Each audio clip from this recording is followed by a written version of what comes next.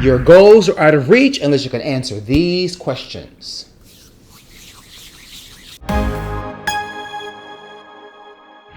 Success starts inside. We are our mindset. Without remaining on a journey of getting to know ourselves and really understanding ourselves, accepting and hopefully loving ourselves, we're lost. Our goals are out of reach and anything we do does not matter. Here are essential questions to ask yourself on the journey to your dream. What are my core values? I know I sound like a broken record, right? But if you don't know your core values, the decisions you make in your life are not going to be informed. You're going to do what you think you're supposed to do, what you have to do. You're going to be driven by the outside and opposed to the inside, and you find yourself in a mess we call life. You have to take the time to sit down and watch this video.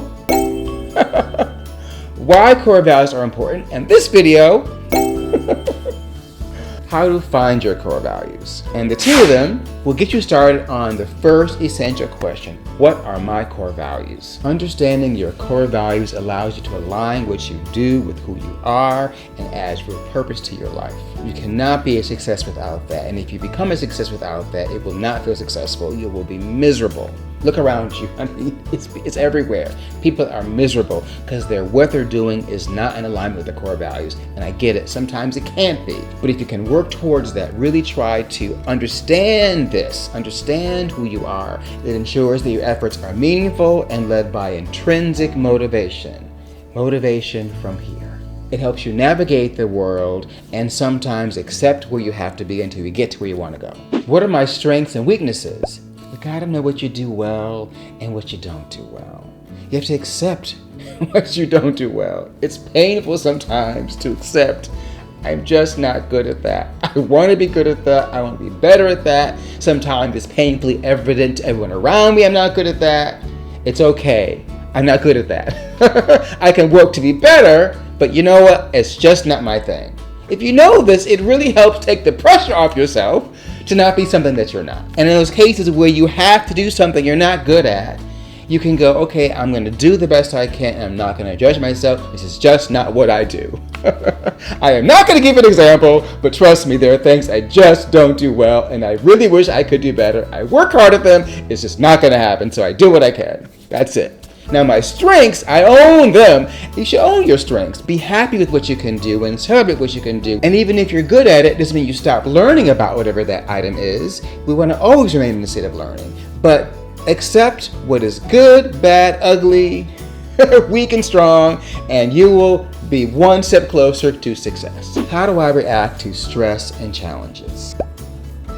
How do I react to stress and challenges? Take a moment to assess the times when you were stressed or anxious, when you faced challenges. How did you react to people around you? How did you react to the situation? Did you react towards things you can't control and make the situation worse? Did you problem solve the way through it? Really assess how you react and manage yourself during stressful situations. It may be difficult and hard to do, but it's very informative, and you will learn about yourself. So when those things happen again, you can monitor your reaction so that you can have the reaction that you want or work towards the reaction that you want. It's not easy, thinking about the times you popped off on someone who might not have deserved it, or maybe they deserved it, but it was still not a good thing to do, or maybe you popped off on someone and although you were right to do so and they deserved it, it was not necessarily the right thing to do, it wasn't appropriate.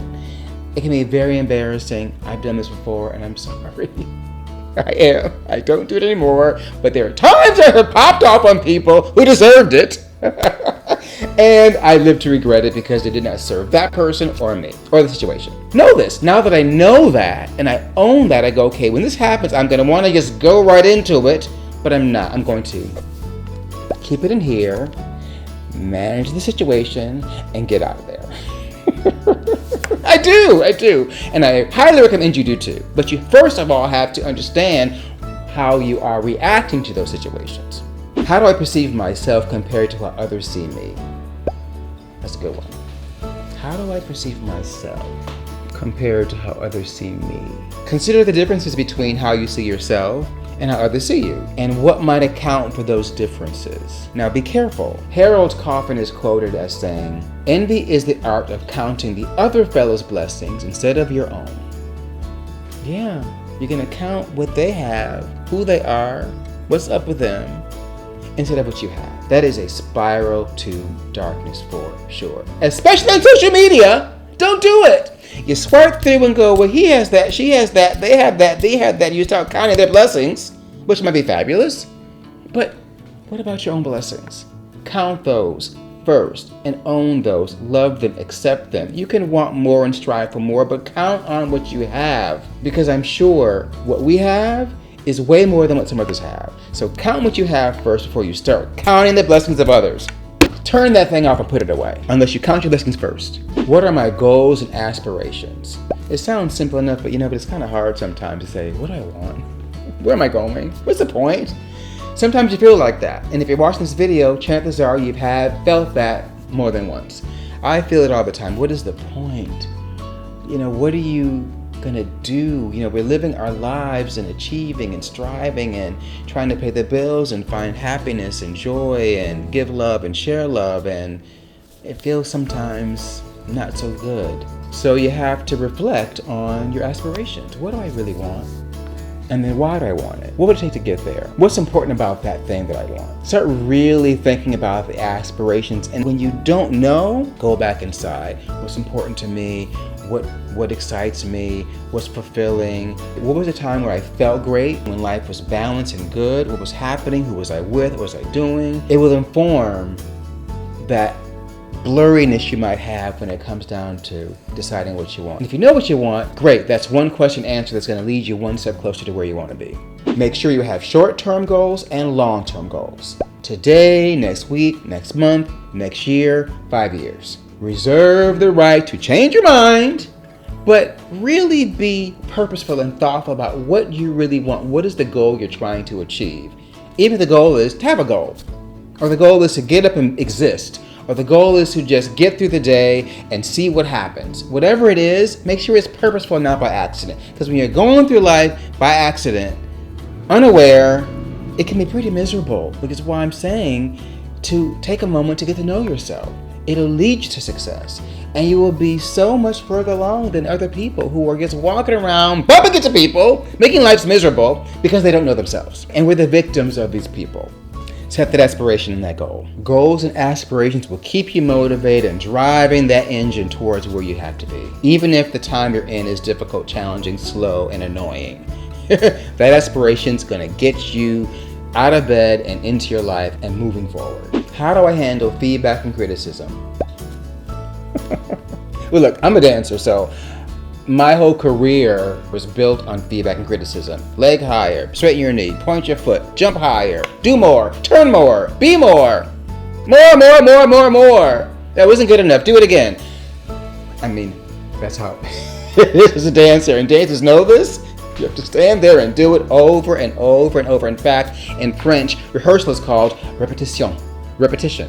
Do it over and over and over again. And you might have a chance at the perfection of having that beautiful leap, that beautiful spin, that perfect move that transcends theater and art and gets into that world of spiritual, beautiful, soul-to-soul communication that we love so much when we experience the arts. And sometimes you don't. Plenty of times where it didn't happen, where you tried and oops, on my butt. Anyway, I digress. In all seriousness, when someone tells you something you need to know to be better, how do we handle it? Do we listen? Do we shut down? Do we strike back? Do we ignore? Do we go into denial? It's not judging what the answer is, but know that, okay, when I get feedback, I get really uncomfortable and I want to shut down and I want to just go and walk away and ignore them. Or I don't listen to feedback. Whatever that is, know that so that when you get it, you can predict what's going to happen and make an informed decision about how you handle that situation. It's really important to understand this because life is about feedback. And if you're going to get better and have a growth mindset, you need to be able to accept the feedback and incorporate it into your life, be able to decipher the shenanigans from the truth and the part that's helpful and unhelpful, and then move forward accordingly. Success will not happen unless you can really become aware of how you handle criticism and feedback. What are my habitual thoughts and patterns? What's that repeating idea that comes? Wanting more, wanting to shut down, negative voices, overconfidence. Whatever it is, be quiet and reflect and think about what my habits are. Are they positive? Are they helpful? Are they going to push me forward, or are they going to hold me back? Are they limiting beliefs, or are they aspirations? What are the habits that make my life what it is? What are the rituals? Literally, spiritually, mentally, professionally, personally. What are they? Know them. Again, not to judge them or to scale them or rank them, but to just own them. And if you want to change them, you can change them, but you've got to know them first. What habits contribute to productivity and what habits don't? Put it down. Put it down. Sometimes. Time it. Be aware of how much time you spend on it, because life can swipe by if we don't put it down and look up. Recognize effective habits, maintain them, fuel them, refine them, and celebrate them. Celebrate the good habits. I get up early, I go to the gym, I do my morning routine, I get to work, I'm fresh, I'm ready to go by 11 o'clock. Whatever that is, you want to recognize it and own it. And then decide if you want to adjust it. Is it serving me? Is it not serving me? How can I make what I love serve me? How can I make what's not serving me serve me? How can I do what is serving me, do more of that? What skills do I need to develop and improve? That's a fair question. Only you can answer that.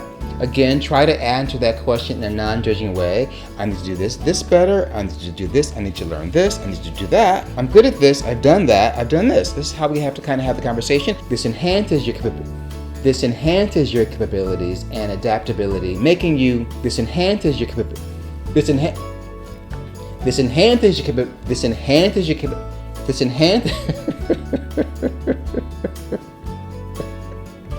That's a mouthful. This enhances your capabilities and adaptability, making you competitive and effective.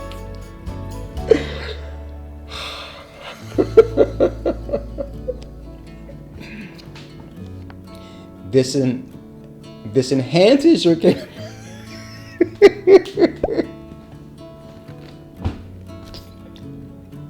skill gap. Speaking clearly. I'm working on it so hard every day, all day, for all of my life.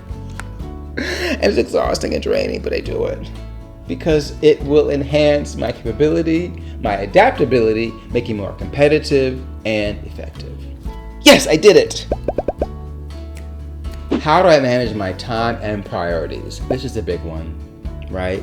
How do we prioritize what's important? How do we manage our time and prioritize our life? Do what it takes to stay organized, whether that's lists or apps or charts or reminders. Sometimes I will leave a bag by the door so don't forget it. Try to figure out the systems that work for you. And again, trying not to judge yourself for not being as efficient or effective as you might want to be. We're all learning and we're all growing. And this point of this video and videos like it are to be self-reflective, to take a look and to figure out where the gaps are and fill them. I know that for me, planning is a dredge for me. There are some people that plan, and they can't do anything without a plan. I really envy those people because they got a plan. Now that said, sometimes the lack of a plan for them blocks their creativity and they can't do anything and they're paralyzed. So if that's you, know that. Non-judging, know it, own it, love it, be it, and fix it or adjust it if you feel it necessary. What activities and relationships bring me joy and fulfillment? What makes me feel fulfilled? What's the point and purpose of being alive? What adds richness to my life? What kind of people, what kind of things, what kind of places, what kind of activities? What inspires me? What drives me? What motivates me? What blocks me? What stops me? What makes me turn off, shut down? It doesn't mean you have to have them.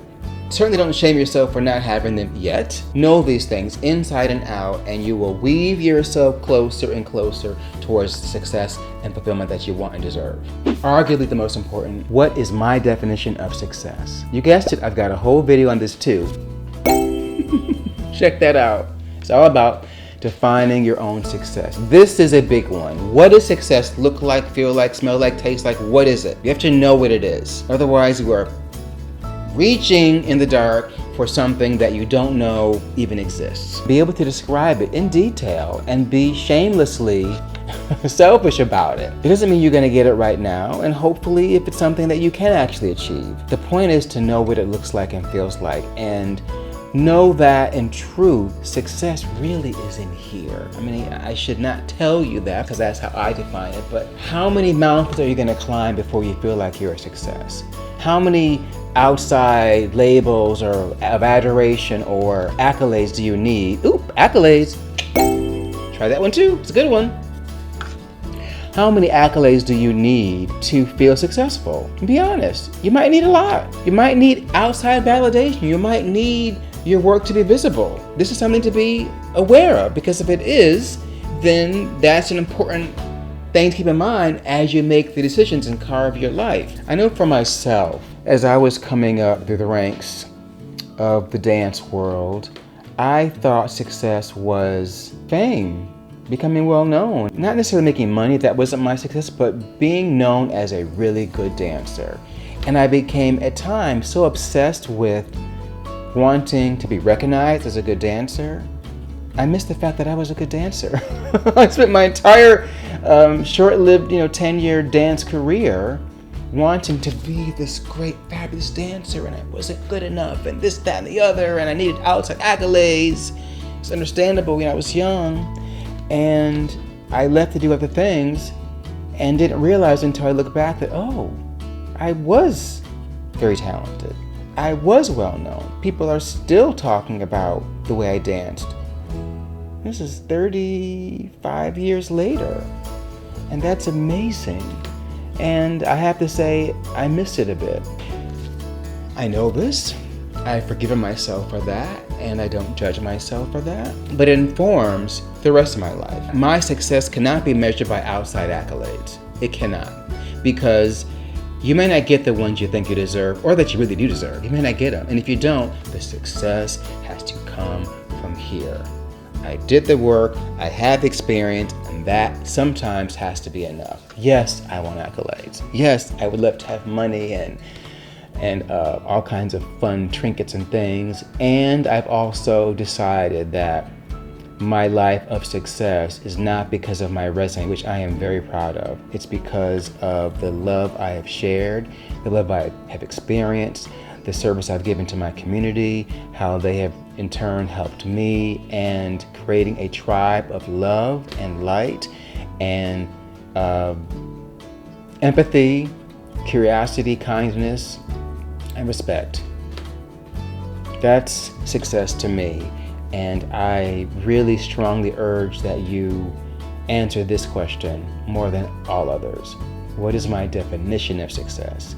And once you get clear about what that means for you, whatever that is, inside accolades or outside accolades, you can then structure your life to point yourself toward that. Hopefully by being self-reflective and self-aware along the way, because when those two roads meet, it really is an extraordinary feeling and profound experience to where the work matches the self-awareness and hopefully matches the fulfillment and the love and light in your life. So that's it. Answer those 10 questions, and I would bet that you can't do it overnight. It takes a lifetime to answer those questions, but it's in the exploration and asking them that is actually the experience. It's not the tangible answer that you get. It's the journey towards better clarity on the answers that makes your life what it's going to be. So, wish you the best, and I hope to see you watching my other videos that are also about this kind of self-awareness and reflection, pointing ourselves towards success and achievement, knowing that, like Dorothy in the Wizard of Oz, you're already home. It's already all there. So, I celebrate you. I thank you for watching, and I'll see you there.